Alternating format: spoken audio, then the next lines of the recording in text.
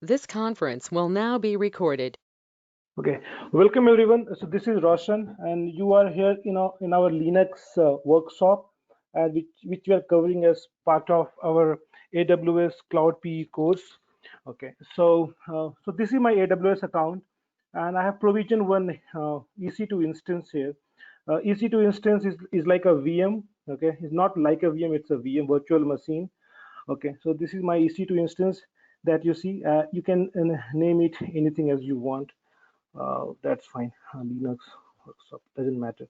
Okay, they take this. The important thing is the instance ID. That should not change. If this changes, the IP address and everything matters. This instance IP and this public IP and this private IP matters here. Okay, so I'm connected. I'm connecting to this EC2 instance, and there we will be looking into the Linux command line. So that's a Linux operating system this instance has. Okay, so let me connect to this. So I'm using the same public IP here, 18.159.107.142. I'm going to save this and I'm going to load this up. Okay, just hold on. Okay, so open.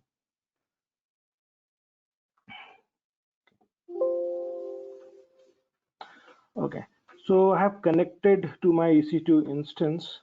Okay, let me change it look appearance so that you guys can see it better. Okay, let me just. Okay, I hope this looks better, right? Okay, if not, you can let me know. Okay. Okay. So we are into this Linux console. This is called a cell. When we log into any VM, any Linux VM, we call this as a cell. And to look at, and in Linux, we have basically a cell is what a cell provides you with an interface to the Unix system. It gathers input from you. We can type anything that we want. Okay, it gathers input from us and then it executes some programs, okay, based on that input.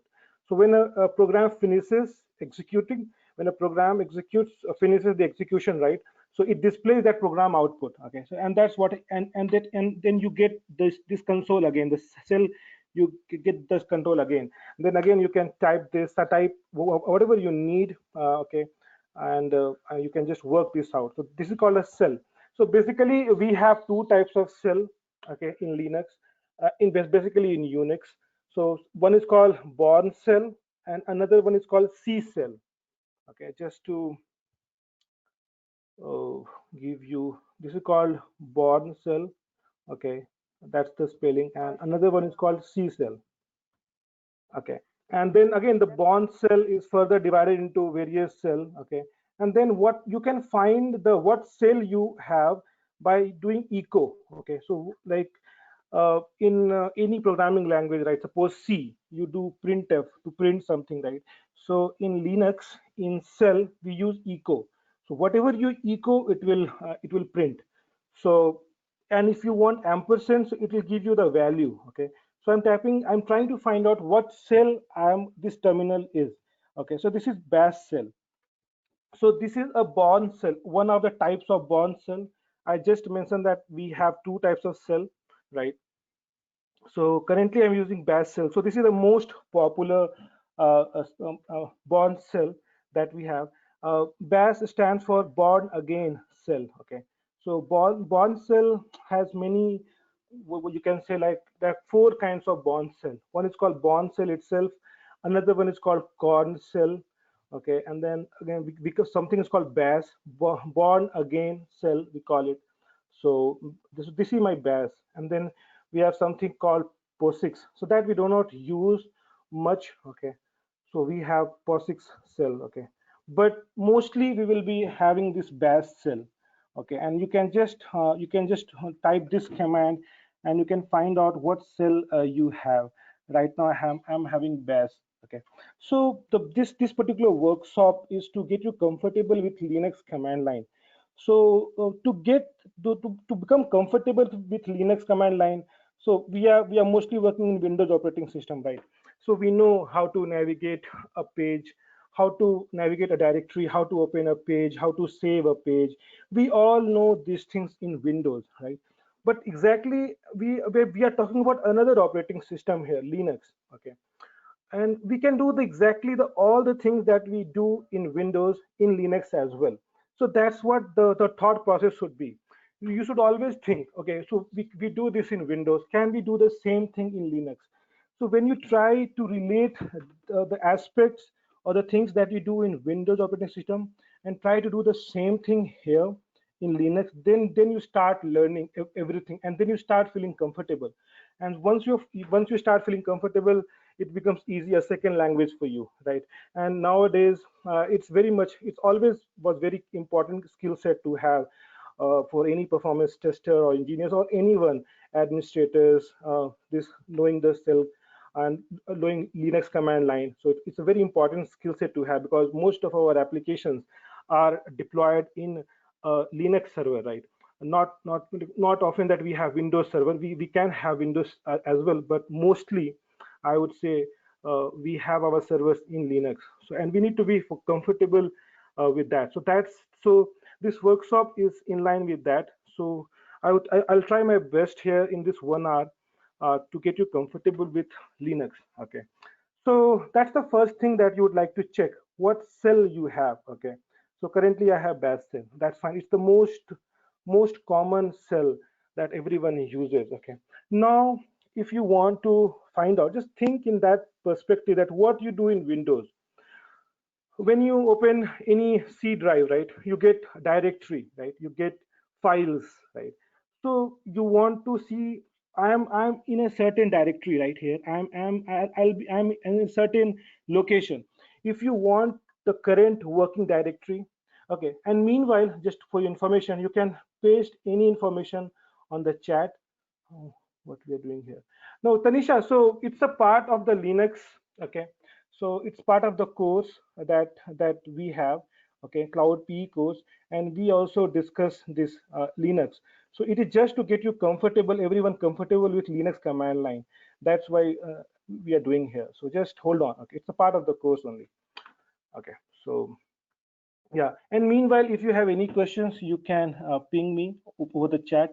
I have a chat window open in my second screen. I can see that and I can answer you. Okay, so let's get started. So currently, I must be in a particular any directory, right? If you want to find where currently I am, okay, so you can just type pwd.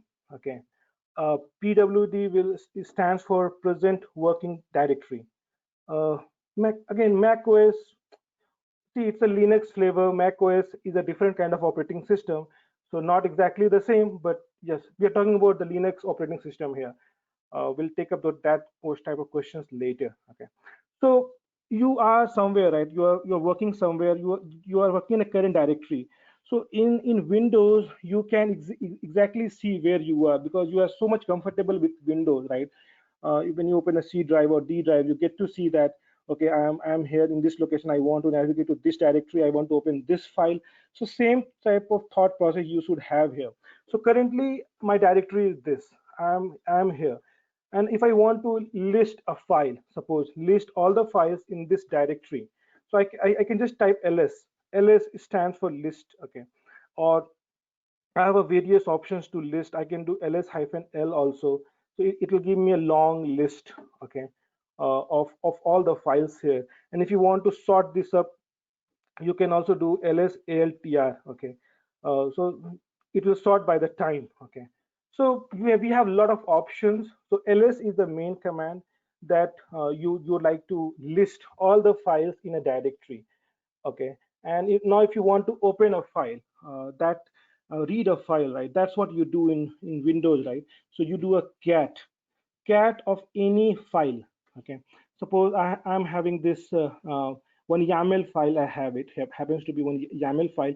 If I want to read this YAML file, suppose it's a part of the Kubernetes sessions. Okay, so don't mind. It's just a file here.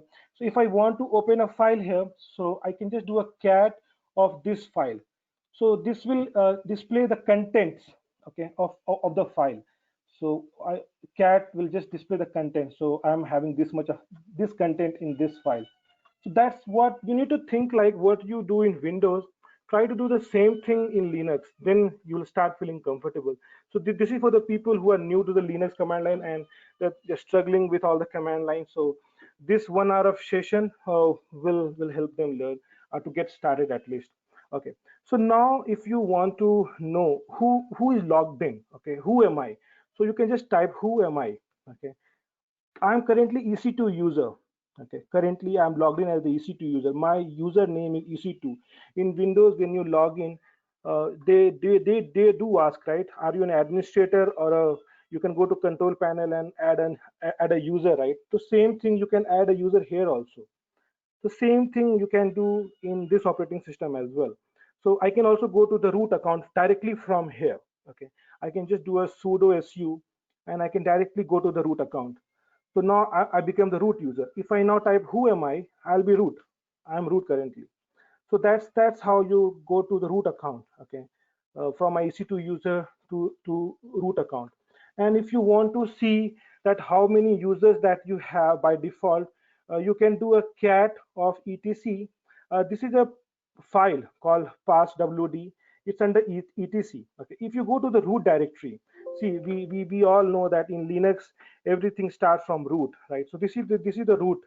I'm going to the root directory. If I do a pwd, I'm at the root. Okay, if you want to list all the files in the root, you would get all these files. So under root you have these many files.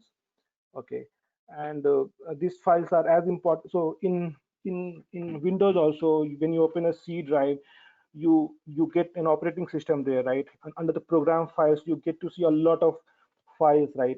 Which is required for your operating system to work properly, right? So similarly is the case here. You need a lot of files here to work, so you to work Linux operating system to function properly. Okay, so if you want to see the all the number of users, all the users that you have, you can go to the this file under etc. If you go under etc, okay, so to navigate to a directory, we use cd here. Okay, change directory.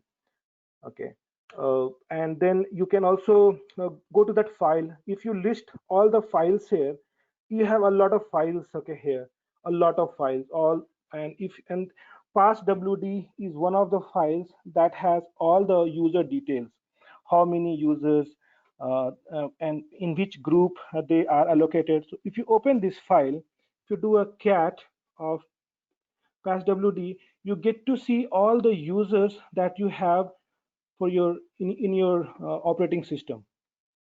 So EC2 user, I'm logged in as EC2 user, and then we have a root user. Then other users are bin, daemon, adm. So these are by default it gets created. Okay, so that's how you get to see about the users. And then we have groups as well. Okay, you can just type groups. So in Linux we have a concept of groups and users. Okay, so you can type a groups. Okay, let me be EC2 user again, and let me type groups. Okay, so currently I am having EC2 group and ADM group. I have wheel group and I have system the journal group. So I have four groups here. And so and if you do an ls-l, suppose you are in uh, your root. Okay, and if you do ls-l, you get to see all these details, right? You can see this. What's the root? This signifies the user who owns this particular directory or a file, and this signifies the root, the group. Okay, so and this signifies the permissions, the what permission I have, who all have the permissions. Okay, so we will talk about that. Okay, so now if you want to see the date, right, in Windows it's easy, right? You can just see here the date, but it doesn't work that way in Linux, right? If you want to see a date, you have to do a date like this. Once you do that, it opens a date for you. If you want to do open a calendar, so that's the calendar for you. Same thing how you see here, right, in Windows. So same thing, you can get to 20th. So that's how. So and if you want to see the very important one of the command, that if you want to see how long your server was up, right, so you can do a uptime to just to find out how long your system was up. So up 16 minutes. Okay, it's 16 minutes, one user, and load average is this. We need this detail. This detail is very important for a performance tester to understand the performance of any server, right? So we get to see that the system was up from last 16 minutes. So uptime is very important utility command that we have here. Okay, and you can also find who all are online. So you can just type W. So this will tell you who logged in and who all are online. So currently my EC2 user is online. Okay, and I have so login time is this idle. So you get to see again. I'm using this from this is giving my public IP as well, my public IP of my laptop. So not the laptop, but see, you can see this here. This is my okay. So yeah, this one laptop only. Yeah, that's right. Okay. So similarly, and if you want to suppose want to know more about any command, so what you can do, you can just a man on uptime. If you do this, W stands for who all are online. Okay, W. So currently, if I type W, I just get see that EC2 user is online. Okay, so and if you want to learn more about any particular command, what you do here, you do a type of man of any command. So man is a manual page. It will display a lot of information. Okay. So suppose you got to know about any command that, but you're not able to recall, or what are options, what that command do, or what are options that we have with that command that we can use. So just do a man. So man will tell how long the system was running. So okay, so that's how it is. Okay, now someone just asked me that what W used for. Just do a man of W. Suppose if you do not know what W stands for, just do a man of W. So W will show you who is logged on and what they are doing. Okay, so as simple as that. Okay, so I hope you understand now. Now if I to type W, who is logged in, EC2 user is logged in, and what they are doing. Okay, so okay, slowly I'm coming to that. Okay, so just ask me the question that we are covering here. So this is about the JCPU, and again, if you want to know more about that, just do a man of W. You will get to see what all the JCPU time is, the time used by all processes attached to the TTY. Okay, so you can get to see all the details if you do a man, and if you suppose do not understand any particular attribute, you just log into that and just do a man, and you can just do that. Okay, so yeah, you can do that. Okay, so okay, so now again we have, if you want to create a directory, okay, if you want to create a directory, you can do mkdir. Suppose currently, let me be a go to my home, and let me be my at my EC2 user. So there I can, and let me create a directory here to play around. To create a directory, what you can do mkdir, create a directory, and you can just create any directory, Linux workshop. Okay, whatever, Linux session, Linux workshop. And what you can do here, uh, you can go to this directory. Now if you do a ls, you should see this directory, right? This is a directory. And how do you know this is a directory and this is a file? I just created this guy looks at the same level. So what you can do, you type in ls-l. Okay, and this is a directory I just created, right? I did mkdir. You see this, right? D here, D stand for directory. Okay, so this only signifies that okay, this is a directory.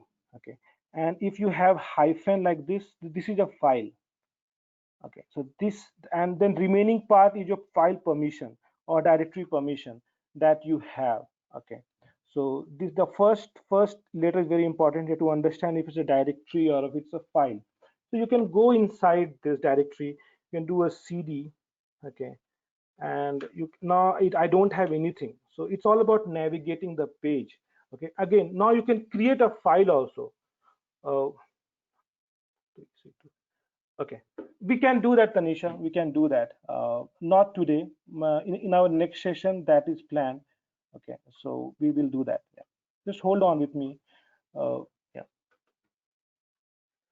Okay. So So this is the thing that we have.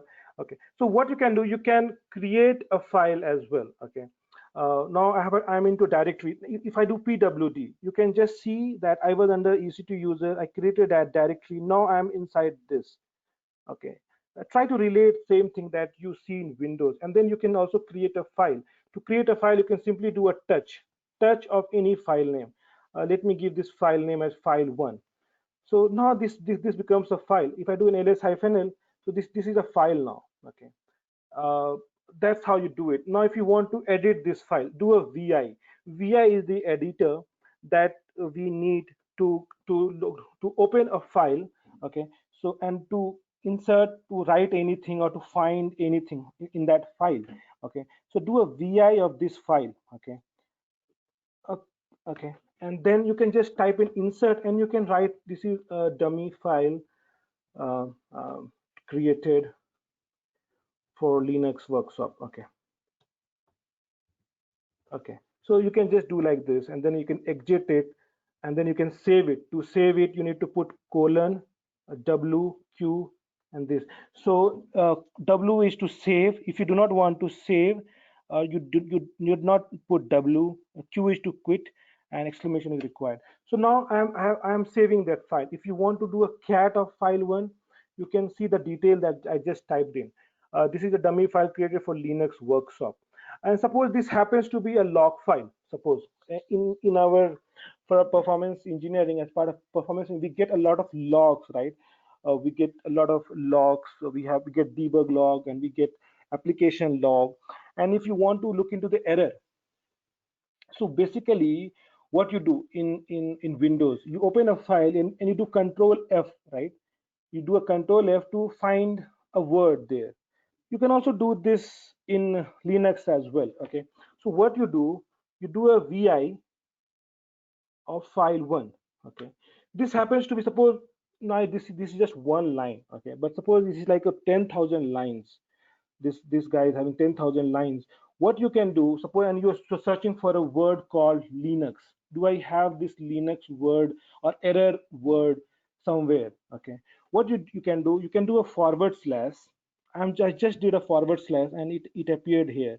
Okay, and you can just do a error or Linux, right? Now error, if I search error word, it will not come. So Linux, it highlighted all the Linux. Suppose if I have, if I type workshop, okay, it will highlight all the workshop which is there in that page. Okay, and then I can just find error, or there's a way to navigate. I can do a small n multiple times to, we do that, right? We do a Control F, then we hit enter, we find a word, and then we keep on pressing enter to get to go to the next, or we click on next to go to the next word, right? So similarly we can also work in Linux as well.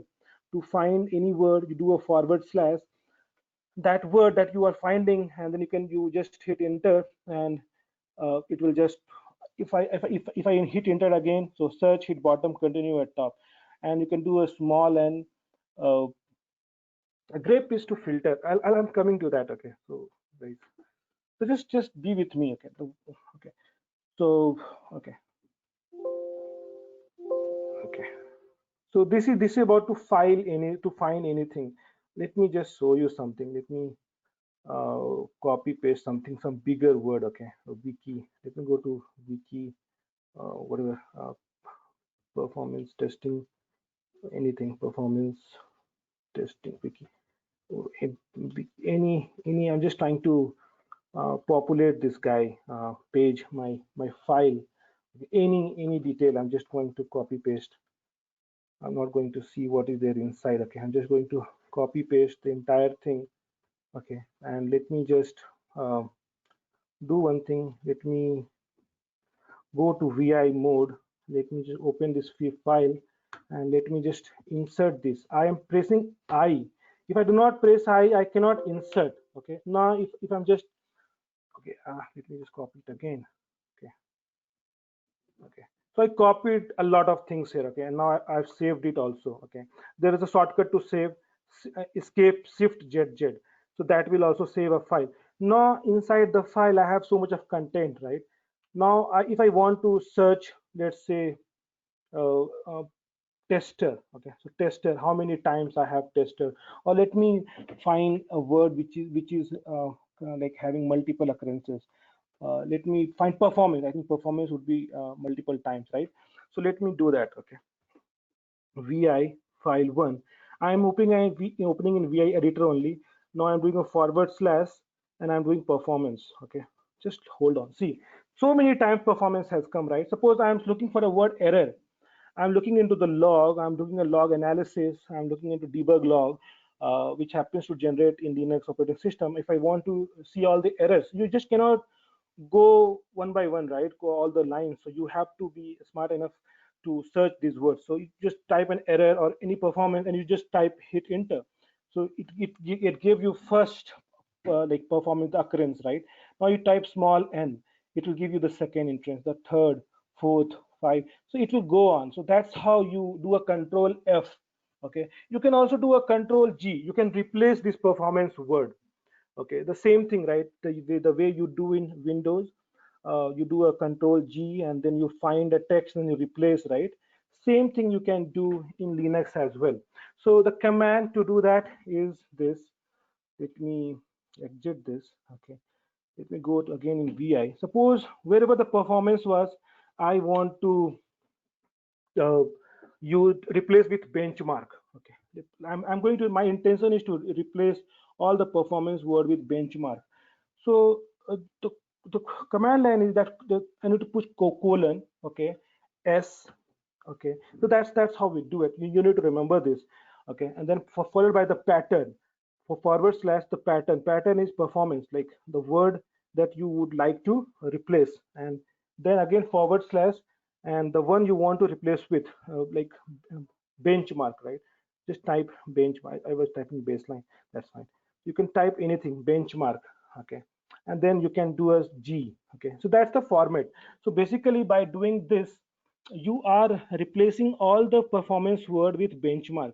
As soon as I hit enter, it will be replaced. Okay.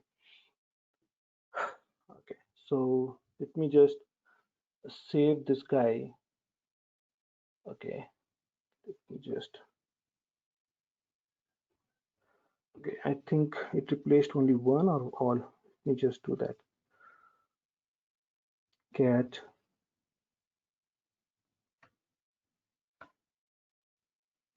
Okay. Now I still see this. Okay. Let me just look into that. Okay. Just hold on. Just hold on. Maybe I'm missing the format. Just hold on with me. Okay. Let me just do it again. Okay.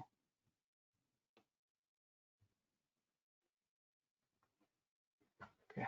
Just hold on. I think I missed the format. Is it that it was the same format?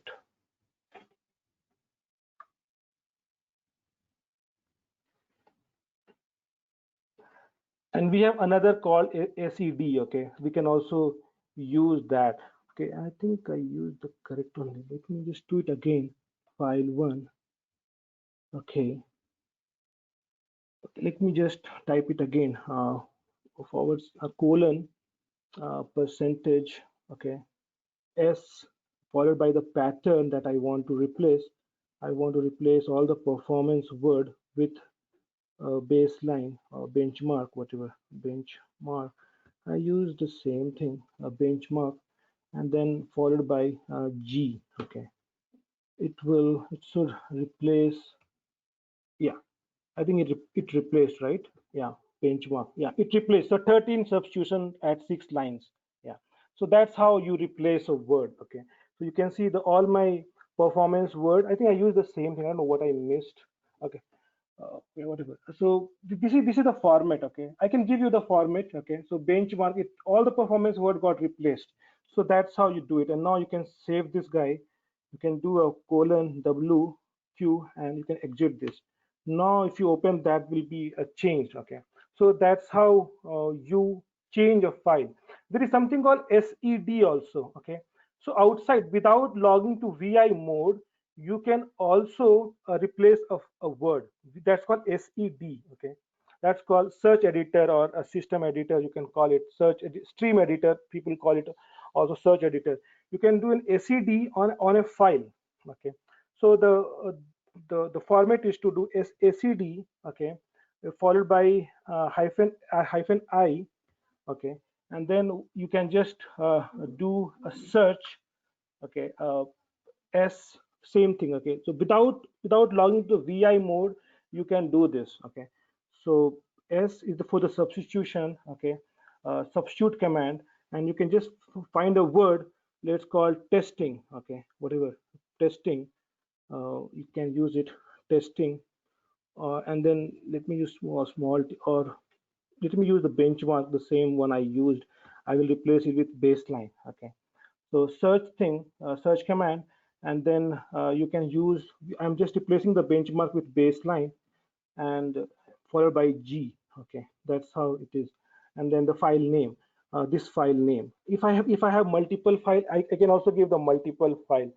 And as soon as I hit this, if you open now VI or a cat, if you do a cat on the file, you will see that the all the benchmark would be replaced by baseline. Okay, so you can just search, see all the performance got replaced with benchmark first.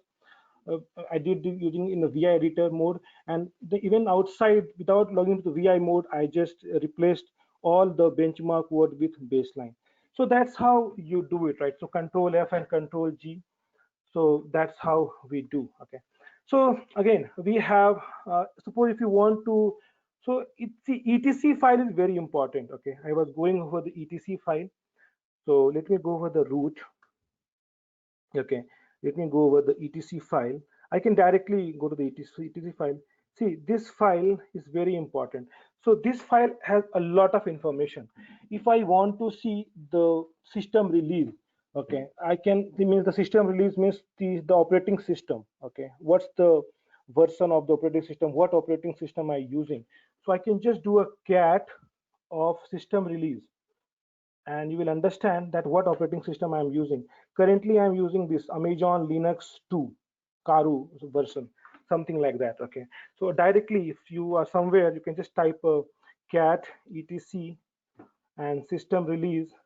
You can just etc directly from anywhere. Okay, I just wanted you to take you to this etc directory. That this has a lot of information about your operating system, about your users details, groups details, a lot of information, administrative, all the information that you have it here. Okay, so similarly you have proc also, proc, right? Suppose if you want to see how much CPU or memory you have it, how many threads, how many CPU that you have it, just type ls CPU.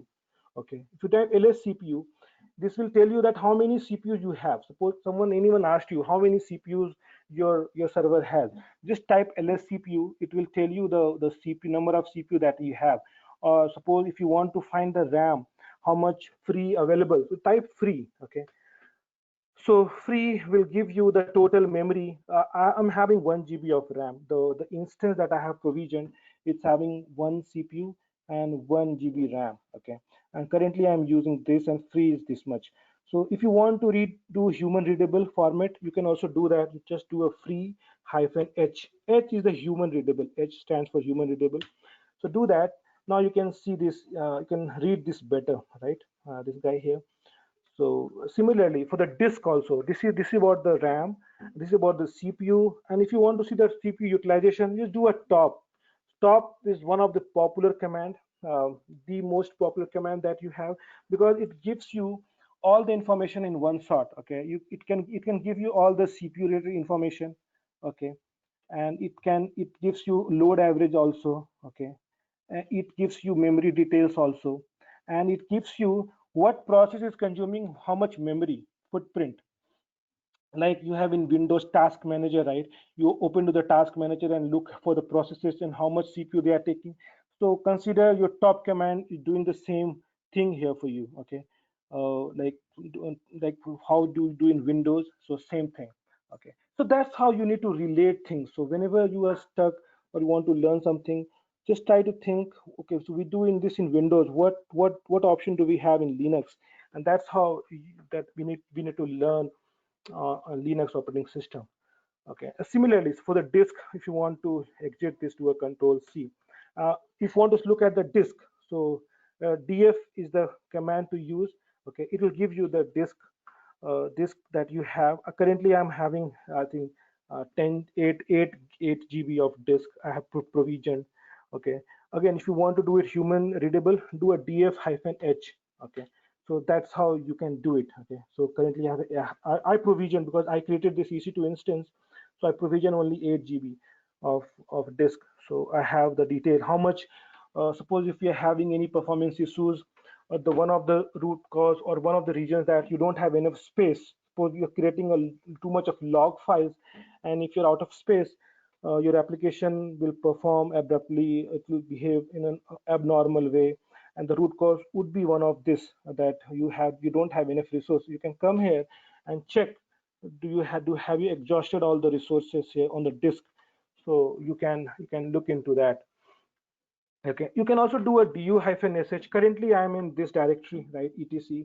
If you do a du-sh, it will give you. Okay, okay. I cannot do as an EC2 user, because this particular directory is owned by root. Okay, so let me be root first. So I'm now root. If I do du-sh, because du-sh will give me the footprint, the memory, how much this particular folder is taking. Okay, so 31 MB. So this particular folder, which etc directory, we don't call it folder here in Linux, we call it directory. So this guy is taking all this directory, all the files which is inside that, that's taking. Just type, if you want to see the current working directory, just type this, you would get to know. Okay. Okay, so that's how. Okay, one more important thing, that suppose mostly we end up looking into the log files, right? Suppose you're working in a database and you get alert.log file, right? Trace, under trace directory, you get alert.log file, and if you want to see, and you have executed something manually, okay, and if you want to see what log got generated, do we have any issues? So you do not want to go over all the 10,000 lines, right? You want to just find out or see the last 10 lines or the first few lines of any file. You can also do that. Let me go to that directory where I created a file, right? File one. I created in home. Okay, it was EC2 user.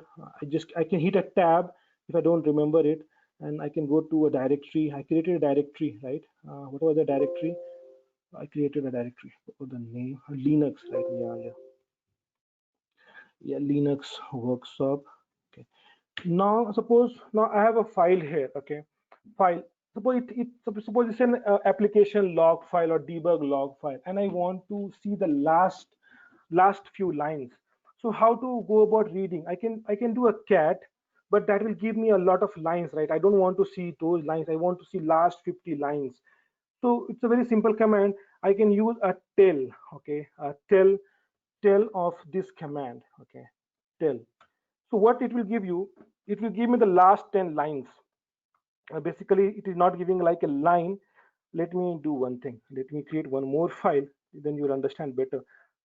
Touch uh, file 2. Okay, let me go inside this vi. Okay, let me just edit this line 1 2 3 4 5 6. I'm just trying to show you that the line what you get. Okay, okay, I'm just trying to type something so that you can understand what tail command does. Okay, I will just not type more. That should be enough. Okay, so I have 25 lines now. I'm going to save this. To save this, I just escaped and did shift ZGG 2 times ZZ. So it's saved. I can just do a cat of file 2. You can just see that. Okay, so this file is saved now. Suppose now everything is clear now. I want to see the last 10 lines. So do a file tail of file 2. So it will give me the last 10 lines. Okay, suppose I have 10,000 lines.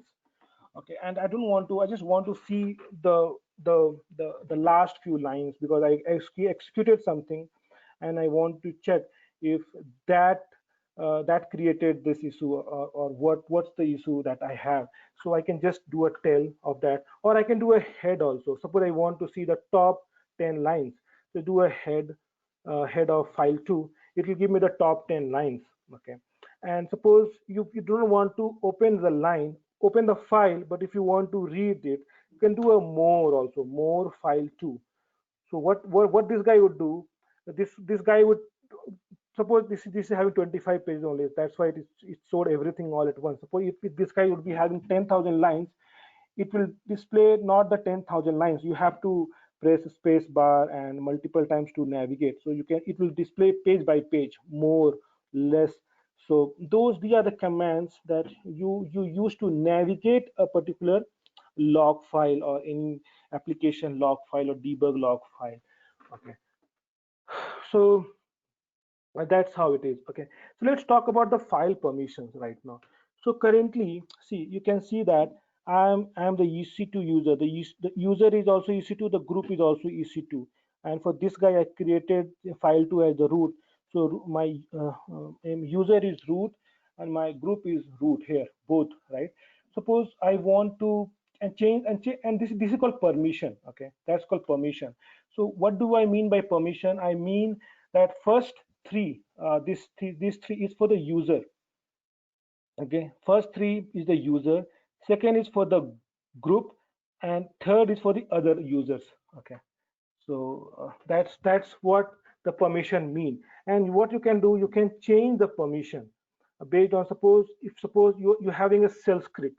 Okay, and if you want to execute that shell script, so you need to have the execution permissions. Okay, if you do not have so suppose this happens to be my shell script, because the last step that we have to learn in Linux is the shell scripting. Okay, shell scripting is very important.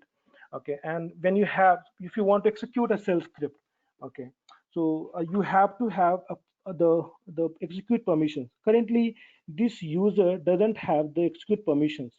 To give this three belongs to the user. So this user has the read write access but doesn't have the execute permissions. The group, this group EC2 user has the read write permission but not have the execute permission. And the other users, apart from EC2 user, there are other users as well. They have just the read permission. They cannot write this file and they cannot execute this file. So what you can do, you can give this file a execute permission also. To do that, you can do a chmod and plus x. Okay, plus x is for the execution. Okay, and you can just give this file one. Okay, and what this guy would do, if you do this, so you have given the execute permissions also. Okay, so you can see that change here. So this you have got the execute permissions also for all, and this the color also changes, right? So you must have noticed with your shell script, if you do not have the execute permissions, you may not have this color code. So that's how you give permissions. Okay, so this is very important, one of the that you need to notice. Okay, other things would be, what I should tell you, other things would be, suppose if you want to change the user. Okay, currently this is EC2 user. Okay, I want to change this to root user. What you can do, there is a command called chown, and you have to give the file name, suppose file1, and if you want to change the user to root. Okay, so okay, okay, chown format is root. Okay, then the file name. Okay, okay, yeah, so the format is that you have to first provide the user that you want to assign to, and then the followed with the file name. Now if I do an ls, what you notice that this EC2 user replaced with the root user. Now this file, now the root owns this file, not the EC2 user. Similarly, you can change the group also. Okay, you can change ch group. The command to do that is ch group, and you provide the group name. Okay, let me use the root only. Okay, and then you can give the file one, and what it does, it will change the root also, the group also. This is called the user, this is called the group. So this command changes that. Okay, so and there are other important commands that you should know, like SAR, system activity report. If you do a SAR command is very useful. Uh, okay. Okay, Deepti, I'll come to that. Okay, so let me finish this. So SAR command is very useful. Suppose if you want to look at the stats, and if you want to keep looking at the stats for the time duration for all your test duration, you can do a how many iterations that you want, and you can just give a time difference. Okay, so this what this guy would do, what you have asked for, that if you want to look at the SAR, but if you, and you can also give the number of the difference. Okay, so okay, let me talk about this. Let me give a bigger number. You can do a SAR of 3 5. So let's understand what it does. See, so you are generating the CPU utilization. Okay, see, first entry got, you got the first entry here, second entry you got here, third entry you got here. So in an interval of 3 seconds, right? In an interval of 3 seconds, you're getting the five entries. Okay, that's what I'm specifying. That give me the CPU utilization. Okay, uh, user, system user. Okay, IO wait, and five times with a delay of 3 seconds. And you can also, suppose you're doing a test for 1 hour, you can specify accordingly. But there are other ways. You can also write a shell script to do that. Okay, and to collect your all the memory and the CPU and the disk that you have. You can write a shell script to do that. Okay, okay. So that's how you work in Linux. Okay. So Deepti's could tell us more on finding errors or exceptions in log. Access to log, and you might not have permission to create. See, you have to have the file right with you. I'm what Dipti, what I'm telling you to how to go about uh, looking into the file, right? You need to find a word. The see, if you have got a file and if you're using a Windows operating system, right? So what you do? You do a Control F, right? And you look for that particular error which you want to see. Any error, that could be anything, exceptional, null point exception, or any type of error. You do a Control F, then you try to look into the log, what happened before that error, what happened after that error, right? You want to kind of troubleshoot what's the root cause of that error, what caused that error. So you want to reach to that particular point where the error is error occurs, right? You cannot go over all the 10,000 lines, right? So I told you the way how to go about navigating a page in Linux. Okay, you can do a Control F. Okay, Control F. How you do in Windows. So similar stuff. You can go to VI editor, and you can find a word, and then and also you can just see what's the root cause of that. Okay, so that's how we work. Okay, what are the commands we used for log analysis? So okay, just to sum up the commands, so you can use stop. That comes at top of my head. So one of the most popular command, because this gives you a lot of details. Okay, it in one shot, it tells you that how many tasks is running. So see, for hi Anand. Yeah. So suppose if you're doing a like task manager, and you get to see all the processes, right? You get to see how much CPU, how much memory is being used. So stop command is the most preferred. Because why the region? Because it has all the details: CPU, memory, load average, and suppose if you're seeing any processes which is taking a lot of, having a lot of footprint, and if you're running a test, so your application would have how much virtual memory they are taking, and what's the PID. You can go over the PID. You can do a grep, and you can understand what's causing that particular PID for such a high footprint. So you can troubleshoot that part. Okay. Second thing would be your free. Okay, free. Uh, I mostly used to just look into the memory aspects. Okay, so how much memory is being consumed. So if I do a load test, basically I write a shell script. I don't do these things manually. I write a shell script, and during the test duration, it captures all the used memory over the test duration, and then I plot a graph. I store that in a CSV, then I plot a graph for the entire test duration. So that's how we do. Okay. Then you also do. Suppose if you want to find the disk, I use disk df-h to look into the disk usage of it. or you can also do a VM stat as well. So VM stat also works in the same line.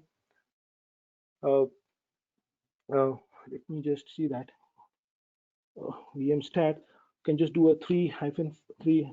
So it will give you again the same detail with an interval of 3 seconds and five records.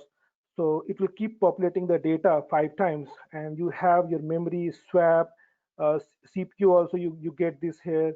You get the memory also, free buffer Uh, cache and swap. Roshan, we usually run the test for 1 hour, right? So continuously monitoring for 1 hour, is there a way instead of Yes, saying 5 minutes? we can write a shell script. Okay, that we usually do.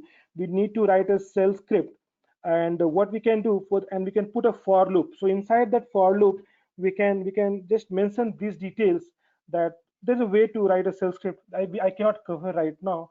I don't have enough time around, because that needs around 1 to 2 hours to cover that. And what it does, it captures, it creates a file. It captures the value that is you specify.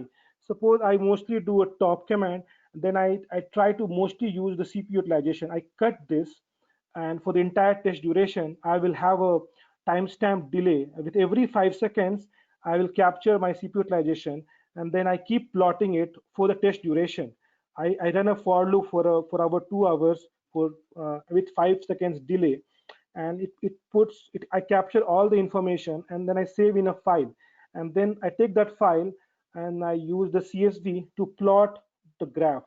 And then over the test duration, I can plot the graph. I did not use any expensive tool or the commercial tools in the market to capture my CPU utilization or memory utilization.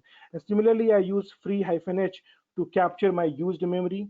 I capture this data, and I can use, and then I divide used by total into 100. I get to see the how much memory percentage utilization I have.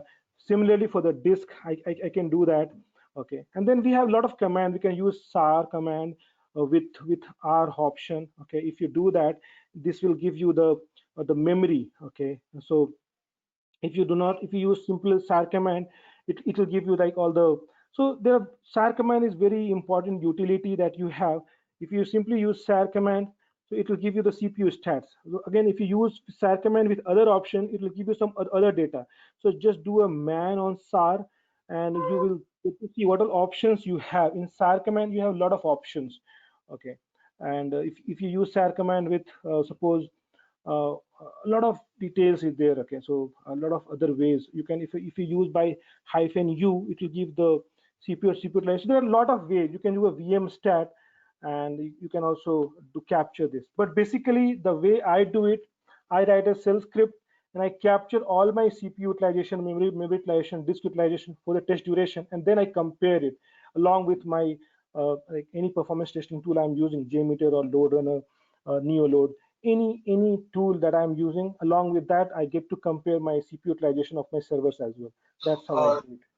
Roshan, is there like a course that you have, which can, I mean, exhaustive course? Are you offering anything like that, or just, in Yeah. this maybe, Okay. So so the way, okay, so this workshop is for 1 hour. Actually, in the course that I go over, I cover around 5 hours. Okay. So this is the course I can introduce you, that I have this course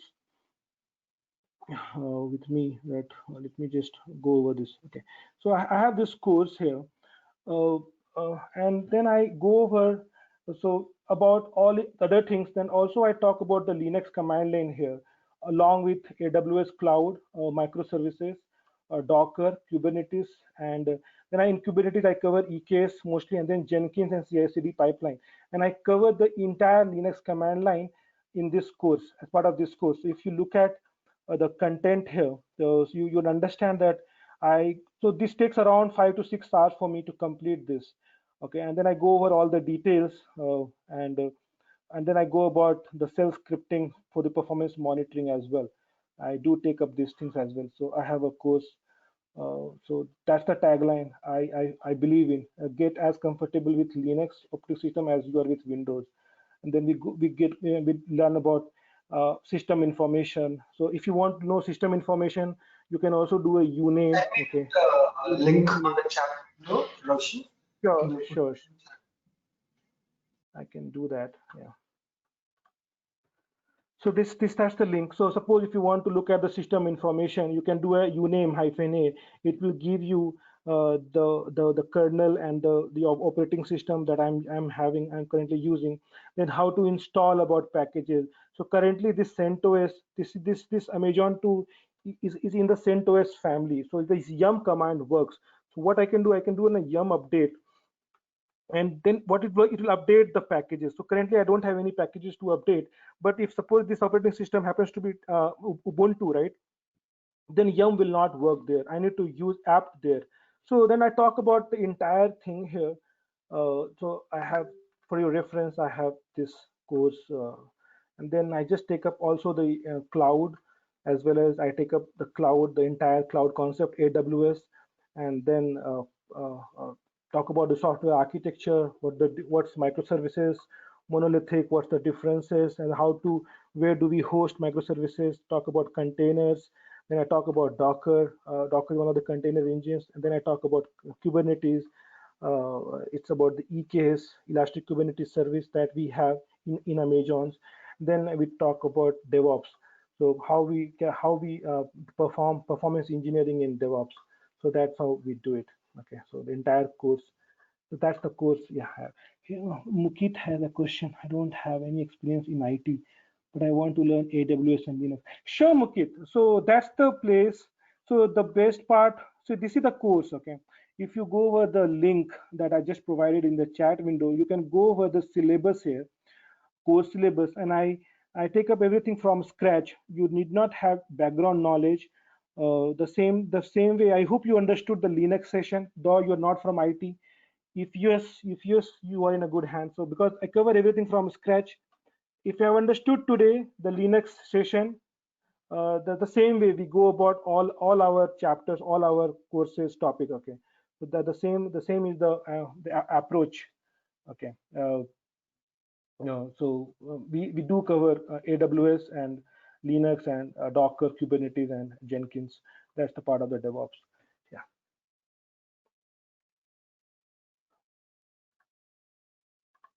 Okay, good. Yeah, you need to have an AWS account first. Yeah, so similarly, I have this AWS account. Yeah, and we need to provision one AWS, any instance, EC2 instance, and then we need to log into that. So that's how the approach is. But there are other things as well for the load, for the performance testers. This load balancer and this auto scaling group plays a very important role for any load testing, right? Whenever you perform a load test, you have to load balance and auto scale. If suppose all of a sudden extra users jump in, you don't want to do it manually. You don't want to provision servers manually at that time. You never know when the extra user load will come in. So you have to configure the auto scaling group as well, and you have to configure the load balance. There are other concepts as well. You have a VPC, that's about the networking.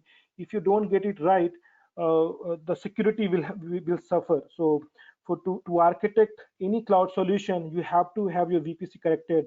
You need to know public subnet, private subnet, what all application servers can be hosted in public subnet, what all can be hosted in the private subnet.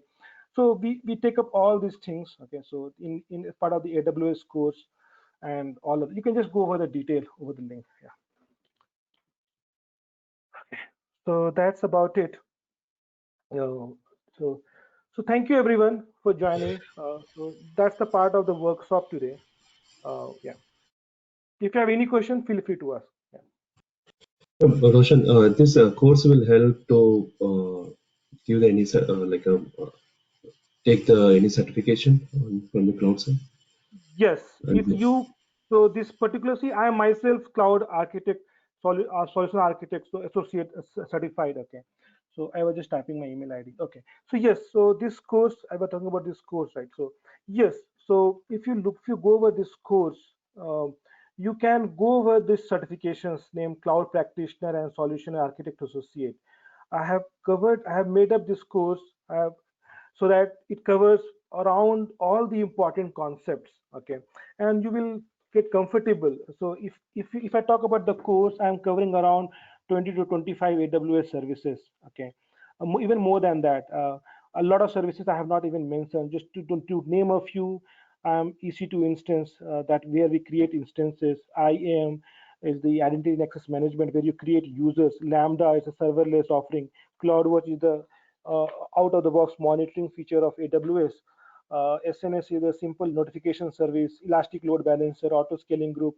That's the Elastic Kubernetes service, virtual private cloud. So there are a lot of services that we go over, and you'll be as comfortable, and you'll be good to go ahead with the certification. I cannot promise you that you'll clear it, but yeah, you have to, I'm not covering the entire syllabus, but obviously the 60 to 70% I'm covering, but you have to then take up those 30% of how this pricing works, AWS pricing works. I'm not covering that aspect because in the certification they also ask these questions, pricing model and those sharing model, what responsibility of the cloud provider, what's the responsibility of the customer. So if you attend this, and if you just look into the course syllabus, and if you just browse in YouTube and all, you can clear the certifications. That I'm very much sure. So Roshan, Yes. Yeah, like you just have already started this or you're going to start it, this okay. course? Okay, this course. Okay, so about this course, I have already started, but I just about few sessions, few demo session, and I was about to give demo today on how to create EC2 instance. Okay, and then I just thought to invite more people and talk about the Linux command line. It will help others as well. Then tomorrow, from I think next session is on Friday. There I'm starting up with real AWS. I have just started with the basics. What is cloud and why do we need cloud? What's the advantages of cloud? We have all those demo videos. If you request, you can reach out to Kumar, Mr. Kumar. He owns this institute. You can get in touch with him. Got you. And how many sessions actually you have covered till now? Just I think two sessions. All Okay. right. All right. So not many have happened. Okay, so that's the reason I wanted to invite everyone for this the Linux command line, so that everyone understands this, and it's part of my course as well. I'll be going over in detail about this Linux command line in detail, 5 to 6 hours of the maybe you today I was, but I have to cover a lot of stuff, so I went fast, but this will not be the case when I'm going over the usual course. You get a lot of time to think and a lot of time to ask questions in between as well. So a lot of, but I tried to cover most of the things here. I hope you got comfortable today with Linux. Okay, today what? Okay. So Deepthi has asked me a question. Roshan, do we have training in morning hours? Yes, Deepthi, we also have morning hours, but for this batch, morning batch will be starting in 2 weeks. If you're looking for a morning course, we do take up 7 to 8. Okay, that will happen after 2 to 3 weeks. Currently, my one of the batches is going on. I'm taking up Kubernetes there. So the file that you see here, okay, I'm taking up Kubernetes there. Okay, so one of the last session, then I'll be taking up Jenkins, and after that, after 2 to 3 weeks, there will be morning slots as well available where I'll be starting. But for now, this is the current timing, 9 p.m. to 10 p.m. IST. It's going on, and you can contact Mr. Kumar for further details. Yeah, here is the contact So number. one question regarding the Yeah, course. sure. Okay, in on-prem we face some during the performance engineering or performance testing we may face some memory issues, right? The Yeah. on-prem. So the AWS, are you covering the how we can track or how we can look into the memory issues problems in your course AWS? See, when you talk about the memory, again, we are talking about Java, right? Garbage collection and a Yeah, heap. yeah, yeah. But how? So Yeah, correct. Yeah. yeah, you're talking about that. So JVM, it is not covered here as part of this course. This course, if I just I'll talk brief about this course. The entire syllabus that you see here: AWS Cloud, Linux command line, microservices, Docker, Kubernetes, EKS, Jenkins. This course takes 40 to 45 hours. Okay, 8 weeks of your full time. If you're looking for details, I can provide you all the GC log detail, or how the JVM works, or how the heap device. If you're looking for the like material, I can provide you. but I cannot go in detail the way I'll go over these topics, because this topic would need 8 weeks, 1 hour daily in weekdays, and this takes 2 months. Okay, if I add that topic again about the Java performance engineering, you add 1 more month, so it will be quite 3 months. Very boring for most of us. So, So that is not covered. But if you're looking for that, I can provide you the inputs there. okay, the question I asked why, because okay, so in AWS we do have an EC2 instance, right? So the application servers will be hosted in that, correct? So uh, uh, so how we can check the memory problems? I don't want a detailed explanation, just I'm asking. So Memory you problem. you are talking about EC2 instance, right, in this course. So how we Yeah. will check that if I have performance problem? I don't want to go to Java part, but in general, yeah. Okay. See, the either you're working in a cloud or you're working on on-prem, it doesn't matter. Okay. What matters, see, once you have the architecture and once you can access, see, in on-prem also, that's how you log in. You use PuTTY only to log in. You connect a VPN network, secured network, and then you use PuTTY only to connect your servers, right? So the Mhm. approach for the performance issues doesn't change. Okay, what changes in cloud is you have to make your cloud solution, your architect more secure. So we will talk about VPC there. So those things remain the same. Those things doesn't change. The way to troubleshoot in on-prem doesn't change in cloud. It is the same approach. You have to take GC log, you have to analyze the GC log, you have to take a heap dump, you have to do all those things, the things you do in on-prem. That doesn't change. The process is the same to for troubleshooting any application, either you're working on-prem or cloud. That doesn't change. Yeah, okay, yeah. See, what is the cloud? That's what people I think people should concentrate on. If you own a hardware, if your company owns a hardware and they have their own data center, you call that as an on-prem. As simple as that. When you use someone else hardware and you pay for that, you call that as a cloud. Simple. That's the Yeah, basic correct. difference. That's So the so basic difference. so yeah, correct, Roshan. So when you're talking about auto scaling, right? So if I am for example in on-prem, you are facing a load issues. Okay, the system has don't have the capacity to handle the load, and it requires more number of capacity. Okay, but coming to AWS or cloud, it will go to auto scaling.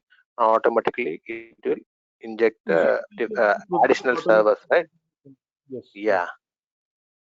So where will Automatic. be the Yeah. so So we don't face any problem, right? To my no, understanding. So you have to characterize. You have to characterize what should be the limit. See, in ASG, you cannot have infinite servers. You cannot have infinite servers. See, you have to find when you create ASG, you do provide minimum and max number of VMs. Okay, when you create ASG, I cannot develop it right now. This will take time. You have to provide minimum number of VMs that you want to keep running all the time, and max.